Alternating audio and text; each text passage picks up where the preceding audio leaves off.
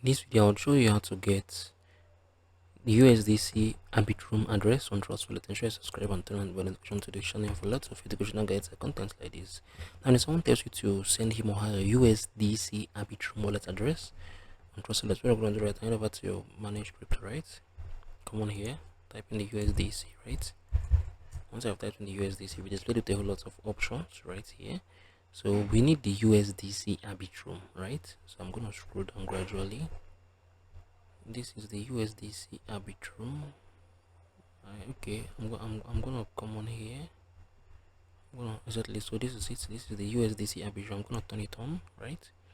So if someone tells you to send you a USDC Arbitrum, this is what I'm gonna send the person. This is the USDC Arbitrum. So if you found this video helpful, please share it as a video in the comment section. Thank you guys for watching through the video. I'm gonna see you all in the very next